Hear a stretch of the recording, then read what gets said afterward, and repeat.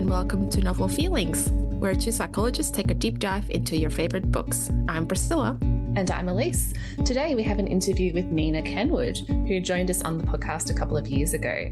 So welcome back, Nina. Today we're going to be discussing her latest release, The Wedding Forecast. Topics include starting over after a long-term relationship ends, anxieties around parenthood and aging, and stability versus life disruption. Yeah, well, I think we were still a fangirl this time around, but not as much as a fangirl after I admitted to stalking her from across the room.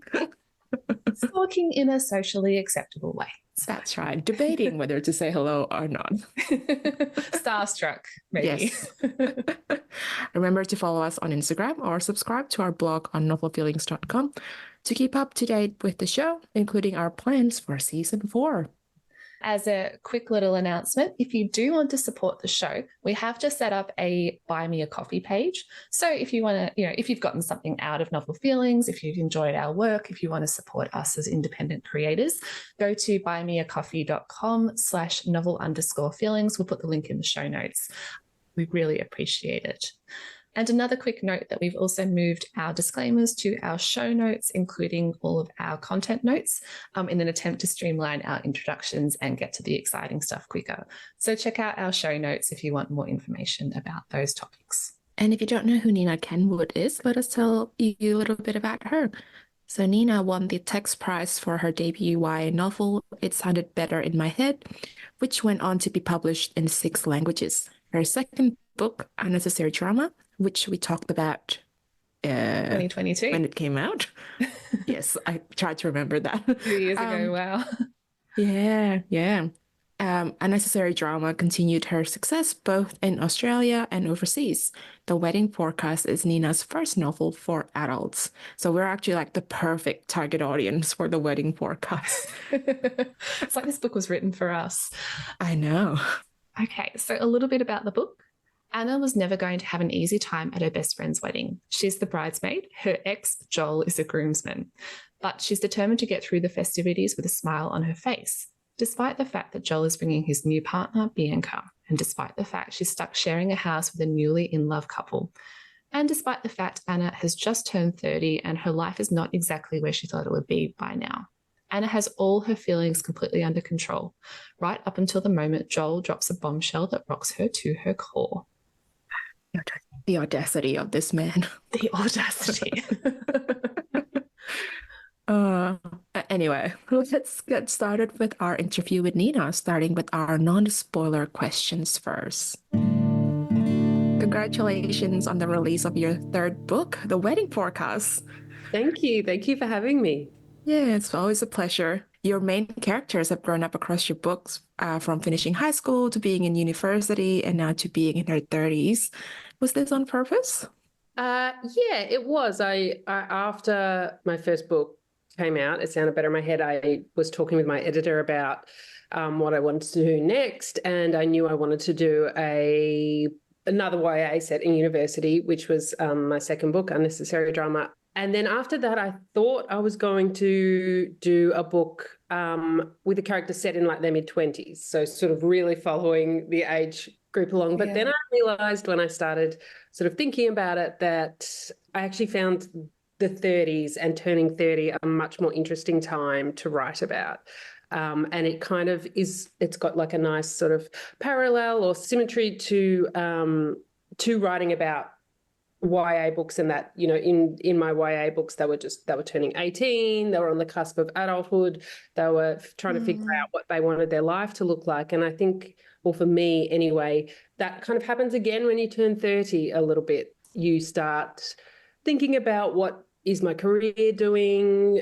For me, it was, do I want kids? When should I have kids? What do I want my life to look like going forward? And I was the kind of person who had a things I want to achieve before I'm 30 list. And I don't think I ticked a single thing off that list. So I was just sort of reflecting back on that moment of turning 30, being 30, your early 30s, and that felt like a really kind of interesting time to delve into. So that's sort of the thinking behind the age range there. It's another big transition point, isn't it, for a lot of people? It's not like anything, it's not like there's suddenly a massive biological tick whenever you turn 30, but there's something about the way that society, or our society at least, shapes our expectations of the 30s, that it's almost like another coming of age time point, which I think is really interesting to explore. Yeah. And some people have everything together in their 20s, but I didn't. And so, yeah, that turning 30 was when I was really contemplating, like, what do I want to do, and children and all of that. Yeah. Judging by the mathematical progression of your characters' ages, I assume the next book will be in like 50s, and then we'll probably be in hundreds. So I'll be curious to see that ongoing exponential growth of your characters' ages. In more seriousness, though, how would you say that your writing and your characters have evolved across the 3 books? Well, in terms of my writing, I from a craft perspective, I have learnt a lot, from the first book. I think I'm getting better at like plot and structure, and the structure of this book, although the structure of this book was very challenging for me. I initially envisioned it as it was going to be a novel set just over one weekend at a wedding. It was going to be really short, tight time frame, all happening at the wedding. But then as I got into the book and figuring out the characters, I realized, well, that's not giving them enough space for a real emotional journey that I wanted them to go on, and for the proper, the kind of relationship I wanted to develop between the characters to happen, and for the main character, Anna, to actually deal with all the things I wanted her to deal with. It was all too compressed. It wasn't going to work. So then I had to sort of deal with structure and setting it over a much longer time frame than I had anticipated, and that either of my other books were. So that was quite challenging to figure out. And so I think it definitely extended me as a writer to figure out the structure of the book in that sense. In terms of character, like, I think there's a similarity in voice between all 3 of my characters, but this, I definitely feel like, Anna, as we were just discussing, she's 30. She's got a lot of issues going on that you don't really deal with in my YA books. So it was fun to really delve into all of that, like how, especially in today's world, how do you buy a house, and when do you want to have kids, and marriage, and all of those issues are sort of hanging over her, and her career, and who she wants to be. And Anna, of course, is another anxious protagonist. A little bit of a trademark of yours by this time point. We say with love. We really appreciate that. But of course, we're in adult territory, so the anxieties that Anna's facing are a little different to the other characters, as you've said. So can you introduce us a little bit more to Anna, including her breakup with Joel, which precedes the story? So I kind of think of her, I mean, she is I think she's the least anxious of all my characters. I kind of consider her more of an overthinker rather than someone sort of, overcome with anxiety or anything like that. She's more, she overthinks things. She's a little bit neurotic, but her anxieties are more sort of, I guess, outward facing around what's happening in her life. So Anna when we meet her at the start of the book, she's broken up with her partner of 8 years, who she spent, the majority of her 20s with, Joel. They're 6 months out from the breakup, but it still is feeling quite fresh to her. And she's still quite thrown by everything that's happened. She grew up with her best friend. Her mum and her mum's best friend both had daughters, and her best friend is the daughter of her mum's best friend. So she's in this tight-knit sort of little group where she's been surrounded by women, by strong women, and she and her best friend Hayley have always they were both sort of going along in life at about the same speed, and they were both in these long-term relationships. And when we start the book, all of a sudden Anna realizes, Hayley, she owns a house, she's getting married, and she's possibly going to be having kids, and Anna feels like she's gone back to the beginning in a lot of ways. In life, she feels like she's restarted. I posted this on Instagram, but when I saw that first line in chapter 4 where we found out why Anna and Joel broke up and we'd found out that, what's happening in Joel's new relationship, I was like, oh, yes, the pain of that sort of. Yes, that's kind of the big initial reveal of the book is starting, and Anna is at the wedding and Joel is in the wedding as well. He's the groomsman, she's the bridesmaid, and they are, because they're all in the same wedding party, they're all sharing an Airbnb, and he's bringing his new girlfriend, which Anna is trying to be completely relaxed and cool about. And then she finds out that because she and Joel broke up because Anna wanted kids and Joel didn't. And when she gets to the Airbnb, she finds out that Joel's very fresh new girlfriend is actually pregnant. And so he's having a baby with his new girlfriend, and that obviously throws her into a complete state of having to question everything about their relationship, why they broke up, and sort of why he wants kids with someone else and not her. As soon as I realised, as soon as Bianca was sick and, the first signs and the clues, I went, oh God, is she pregnant? And I was correct, and I felt, validated for picking up on the clue. But I felt Anna's betrayal at that moment once she realised what was happening as well. For her, it's like a loss all over again, a kind of a fresh wound or a reopening of the breakup in a perspective. So that was, and I always knew that going in, that this was sort of going to be the starting point. She was going to get to a wedding, have this bombshell dropped about the ex having a baby with someone else. We haven't mentioned Mac yet, but he's another member of the wedding party. And is it too much of a spoiler to say a love interest? No, rom-com. Yeah, it's pretty early. I think it's at least hinted on the back of the book that there is a Mac and he is a love interest. Yeah, both Anna and Mac experiences grief in the story. So Anna has been grieving a future, I suppose, that she's pictured with Joel, whereas Mac has been grieving the loss of his mother. Would you mind talking about how their individual experiences in that sense impact how they approach being together, I suppose, or their journey together? So I guess Anna is coming out of everything that happened with Joel. She's determined to not get involved with another man who is going to disappoint her or hurt her in the same way. And, Mac, and from the get-go, seems to be someone who, he lives in another country. He isn't interested in the life that she kind of wants, and he doesn't seem like he's interested in having kids. So all of those things are sort of big red flags. And so that means as much as they connect, she is always she's always holding herself back or trying to not let herself feel things for him, because she knows that he's wrong for her in a way that, her great fear is to get into another relationship or situationship with someone who is, and spend, years caught up in that, after she sort of feels like, have I wasted 8 years with someone who,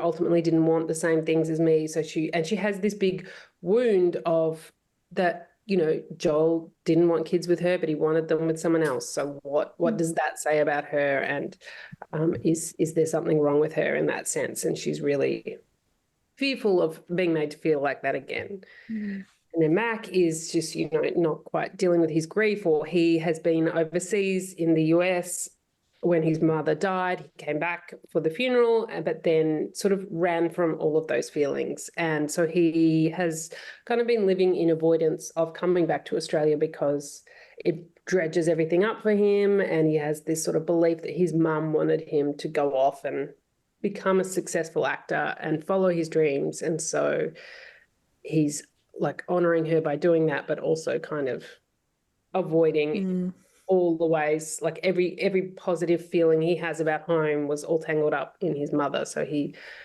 doesn't want to come back. And so in the same way, he's very aware of what he can and can't give, or what he thinks he can and can't give in a relationship. So they've both got these sort of internal battles that they are struggling, while at the same time feeling connected to one another. Yeah. Such a complex way to be approaching, this issue of being in your 30s and settling down and having a long-term relationship. What does that mean when neither party, at least on the surface, seems to be at that right point to be doing that, Right. despite their wishes and the feelings that they're having for each other. You know, two people that are at different life stages in different countries, they have the chemistry, but do they have the circumstances for things to work out? I think that's such an ongoing tension throughout the book. I mean, coming back to a craft sort of perspective, when you're writing a rom-com or a romance, it's like, that's the big question. Why can't these people be together? And in a contemporary romance of, in a historical romance, there's all kinds of lovely barriers that you can put in place. But in today's time, you've really got to think through, well, why can't they be together? And I wanted to make sure that there were internal and external barriers. So like, they live in different countries, but they also have all this sort of emotional stuff going on that's also providing a barrier to them. And so they want different things and all of that, and the journey that they both need to go on to be together and all the different obstacles. Yeah. What I really enjoyed about that as well is that it avoids Elise's pet peeve about romance, which is the Act 3 breakup that is always around miscommunication or them not saying something to each other. Which is, I think, the key reason why I'm not a big romance reader, because that trope annoys me so much. I'm much more attracted to stories that have a romance that deviates from that template a little bit. Yeah, but that wasn't an issue here because they're actually communicating and they tell each other, well, eventually, they tell each other what's going on, and the miscommunication isn't the problem. It is everything that you've just talked about, that on the surface they're after different things. So that was really enjoyable to read. Oh, I'm glad. Yeah, I mean, it's hard. It is hard to write a romance without falling into traps, I guess, that can aggravate readers. But look, there's still plenty of readers that don't mind the tropes, that don't mind the structure. I think miscommunication is a real thing in life. You know what I mean? People don't say what they mean all the time in life. So that does happen. It's just how it's written and how you can get it across, I guess. Of course. Absolutely. So we wanted to talk a bit about the wedding as the setup for the story as well. So the first part of the book, of course, centres around the wedding of Anna's best friend, Hayley, which is a very dramatic opener, as you've mentioned, with Anna in the bridal party with her ex, Joel. As two people who've both had weddings this year, we've read our fair share of mind-boggling, real-life horror wedding stories of things going wrong and so on. What was behind the decision to centre the story around a wedding in the first half of the book? Well, that was actually my first sort of where I began the book. I thought I really want to write a book with a wedding as the setting because, it's the most fun setting for a writer. You have a reason to bring everyone together for a start, which is always good. It's a juicy setting. Things happen, families there, friends are there, you're bringing different groups together. It was after a time where I'd been to a lot of weddings. I think I'd been to like 25 weddings or something over a period of a certain number of years. And you do see a lot of wild things happening at weddings. I've been to weddings where a groomsman fainted during the vows. One where a cat brought the rings up the aisle on a little leash, like meowing its head off. And various bad speeches from family members, family drama, all of that kind of stuff. So wedding has always stood out to me and I've obviously been to beautiful, wonderful weddings. In fact, there's a few of my close friends' weddings were the inspiration behind the setting, where I went to, lovely weddings in a winery. And then I went to a friend's wedding in New York at Christmas time, which actually was the inspiration for the New York kind of part of the book. So weddings were on my mind, and I knew it was the setting that I wanted to have. I love a book with a wedding in it. Always has a bit of, you feel like, oh, something juicy might be happening, or this is going to be fun. I'm glad that nobody on either of our wedding parties fainted. I will just say that much. That could have. It was a high risk at my wedding because I got married on a heatwave day in Melbourne, which was just the worst timing possible. Yeah, let's just say that I booked a wedding in March thinking that we would have nice autumn weather, and instead we got the hottest weekend in 80 years. So that was very bad timing for us. The thing that stood out to me that made me laugh was the 45 buttons. That is a lot of responsibility on a bridesmaid. Yes, that actually came from when I was a bridesmaid, to a dear friend who did have buttons that needed to be done up on the back of her dress. But luckily, one of the other bridesmaids handled that because, yeah, it was a stressful moment. I can imagine. Before we dive into spoilers, a question that we ask all of our interviewees, do you have any book or author recommendations to share with our listeners? Yes. So if they're wanting another Australian rom-com, I would recommend Jodie McAllister's Marry Me Juliet series, which is three books in the series. It's all set over a Bachelor-style reality TV show, and each of the books has a different relationship happening. And it's just, not only are they great romances, but they're really clever world building, really clever structurally, and really interesting stuff to say about TV representation, how reality TV works, all of that. So really great books. I also read Nova Wheatman's memoir, Love, Death and Other Scenes, about her partner who passed away from cancer during the COVID lockdowns. And that was just the most beautiful memoir, and also a really interesting, so Nova's a writer and her partner was a playwright, so it was also a really interesting reflection on two people in a relationship when they're both creatives and how that sort of impacts your life and how to make a life financially as a creative, and all kinds of really fascinating sort of stuff in that book. So I highly recommend that as well. Great. Well, thank you. And we will, of course, post links to those books on the show notes for listeners to check them out. I think it's time for us to dive into some spoiler questions. So if you haven't read The Wedding Forecast, please go out and pick up a copy, read it, and come back and tune in, as we're going to dive into some of the things that happen in the second half of the novel. We wanted to dive a little bit more into the relationship between Anna and Mac, who we loved together, by the way. So they find themselves in a long-distance situationship with Anna in Australia and Mac in New York. Can you tell us about how you approach writing their relationship and how it evolved over time? Well, yes. So it started, it was going to be just this shortened thing at the wedding. That didn't work out. So then when I was thinking about it, I realized this was a great opportunity to, write a section of the book in New York and have Anna go overseas and have them reconnect.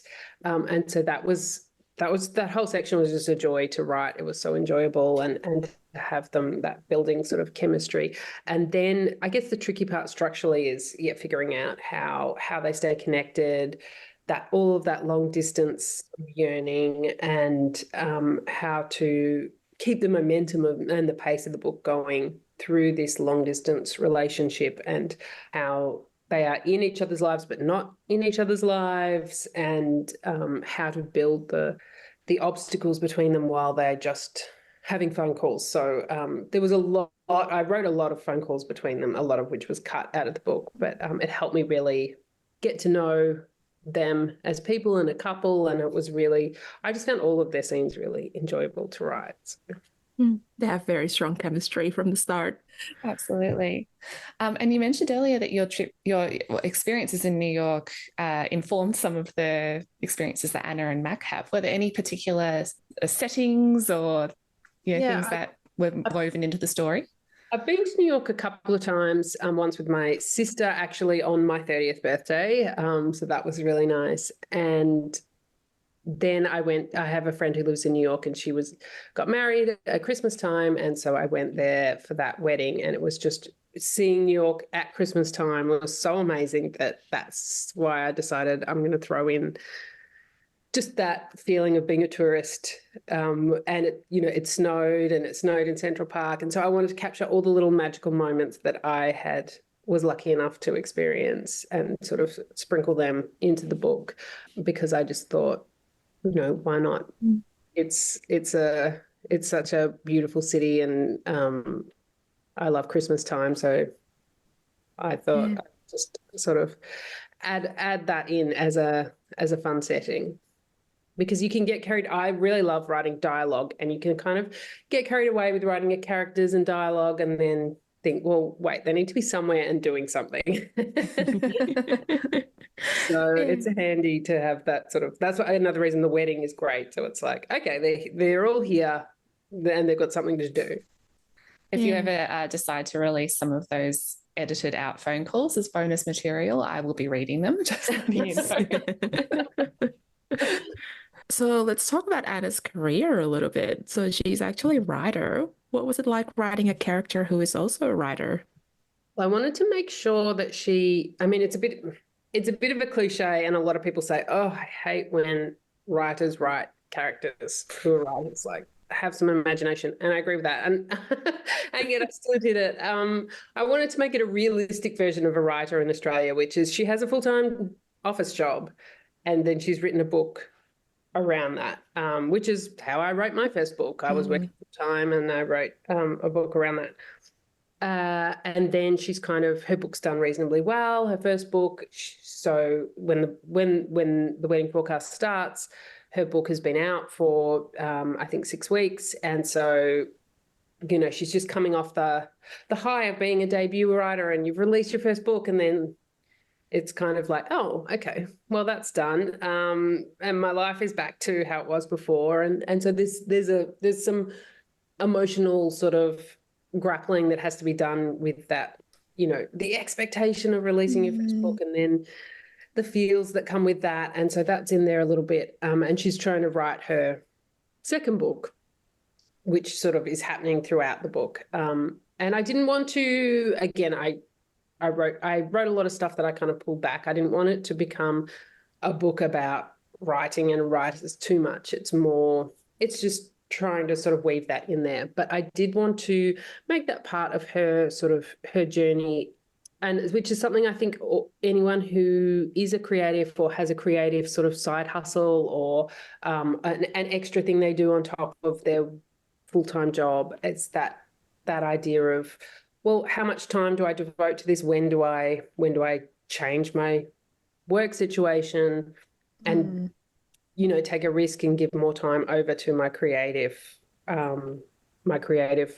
career or hobby or whatever it is? And how do I find the balance that I want in my life? And how do I do what I want to do or find something I love doing while also being able to live in, a time where it's very hard to, high cost of living, and getting a house in Melbourne is really tough. So I wanted to capture all of those feelings and have her and have it tied to the relationship story. So she's kind of inspired by to make the decision to leave her office job.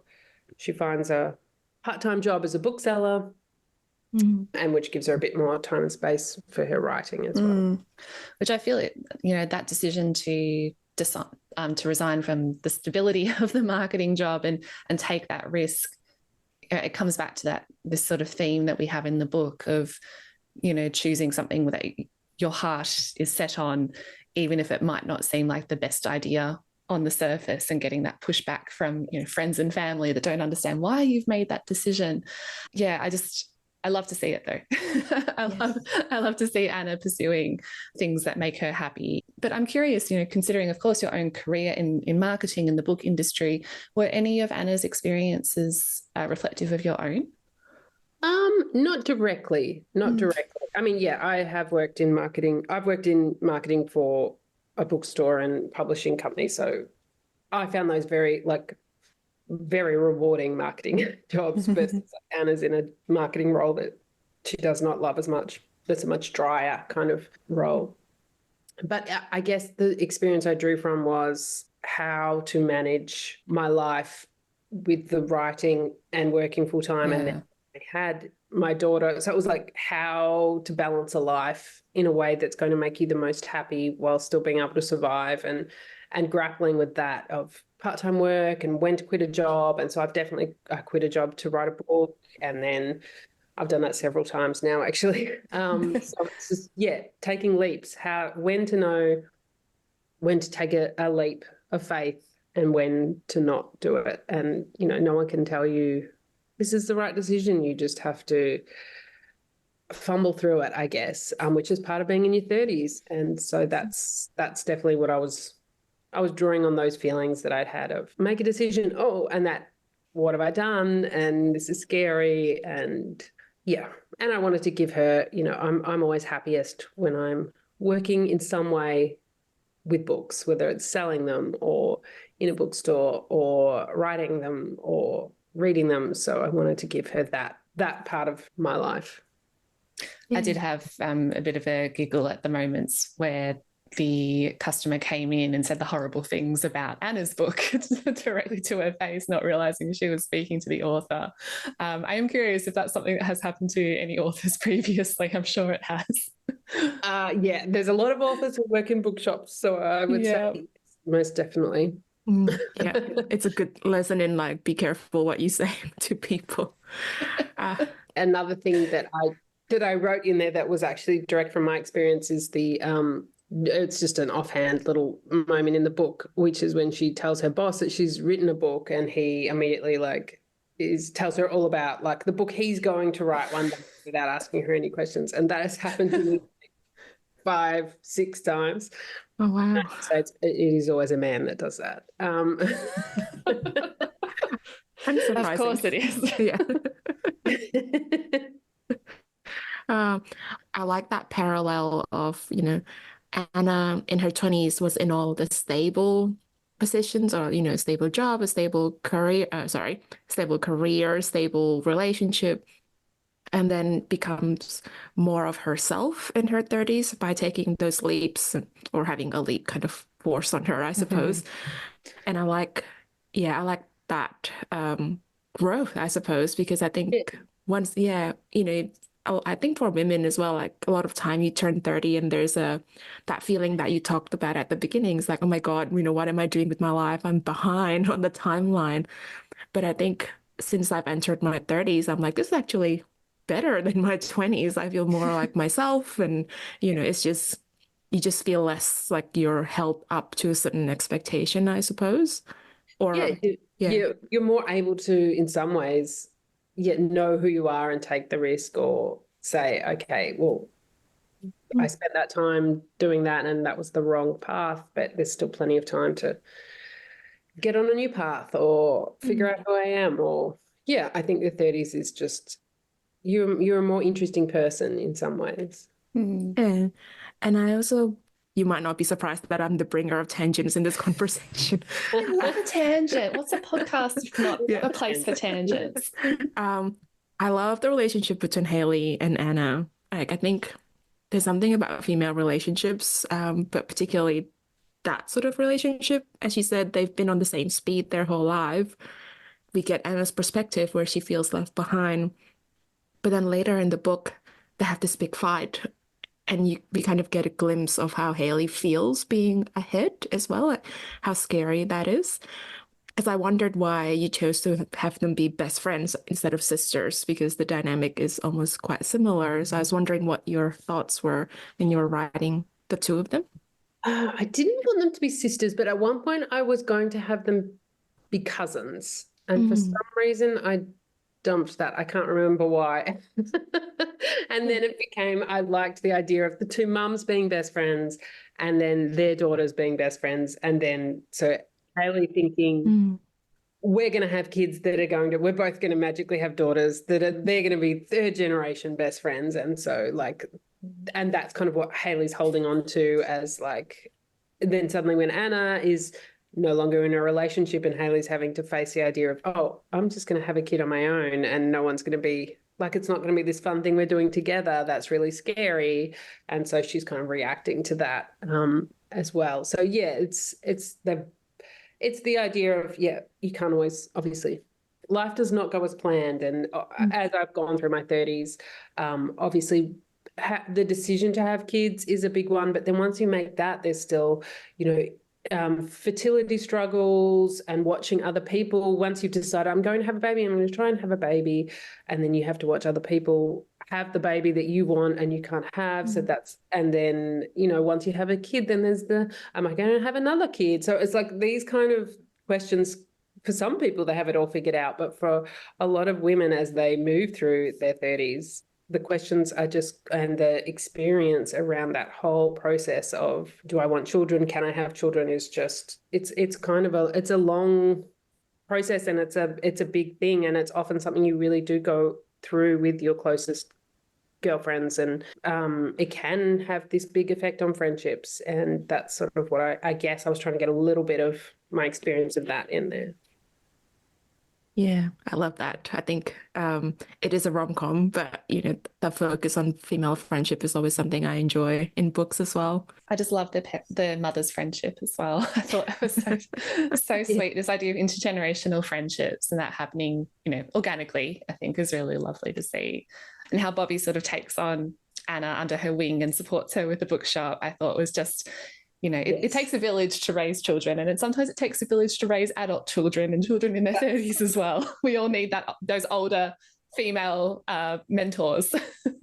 Yes. And I love sort of, writing, the older women characters who, I mean, they're kind of a little bit as comic relief, but also, as mentor, and as to show, that Anna is getting so much from Hayley's mother as much as she is from her own mum. And that village feeling is exactly what I was going for. Yeah, and I love that scene where Hayley told them off for being mean to Mac and said, please mother him as well. And I love how much that worked as well. Yeah. They just flipped a switch and went, okay, you know what? We are being unfair. Let's give him the benefit of the doubt. And it was very satisfying. But speaking of Mac, it is a rom-com, and we do get a happy ending for Anna and Mac, or at least a happily for now. So Mac deciding to move back to Australia and pursuing Anna rather than acting as his dream, which I loved. And this is a bit of a departure from many stereotypical rom-coms where women are often the ones who give up the career to be with a man. Thinking of the Hallmark movie of the career woman moving to a small town and then giving up her career and her long-term relationship to be with the man that she's met for 2 weeks, that sort of thing. So love that difference. What do you imagine the future holds for Anna and Mac? I mean, just to go back to your first point, that was really something that was really important to me, that because I felt like the obvious feeling was she should go to New York, because he's got the big career and New York is New York and she can write a book over there, but I wanted her to have something she's excited about here and to be grounded here, and just to be like, I don't want that life, and for him to have to give up everything. And because it sort of came back to the fact that what she went through with her first partner, Joel, and that he didn't want to have kids with her, she needed to kind of to heal that. She needed someone to be like, I do want to have kids with you, and I want to give up everything to come back and have this life together. For her to be the priority, I think it's so important. Yes. So that was really the key. And just because her life is smaller than his in some way, or it's not as glamorous, doesn't mean it's worth any less. That was always set in my mind, that he needed to be the one giving things up, not her. But in terms of their future, I see them happy. I actually do think maybe they do go back overseas at some point. I could see that for sure happening. But I also see them, settled, having fun with the mums and Hayley and all of that in Melbourne as well. But I think they work it out. I'm not, Max struggles to find his feet for a while in terms of what he's going to do for work, but he finds it, he figures it out. Yeah, he can be the non-singing type of Rob Mills. Yes, Rob Mills' career, exactly. Yeah. I did have a little giggle when Anna was like, but you want to be an actor? And he went, well, Australia makes movies too. Do we? There's a few opportunities maybe. And I see him as like maybe he starts his own, something totally different business, doing something else. Yeah. And he reconnects with his family. And I think that's a big part of also what I want you to sort of get the feel for in the ending, is like he is coming home and healing by being with his family and rebuilding that relationship. I think Mac needs and deserves some grounding time as well, rather than being alone and pursuing something that's not so stable either. Fly overseas for 3 months, film a movie, and then come back. Yeah. Or maybe he Oh, came in with the Hemsworths in Byron Bay and oh, that's yeah, right. of course. they hook him up with some movie. Yeah. Yeah. What I did love as well is that he mentioned he's been to therapy. And I was like, yes, Anna, be with a man who's been in therapy. I mean, he still kind of has a lot to work through, but Yeah. he dealt with some of his issues. Yes, that's important. At least he started. He's on the trajectory, right?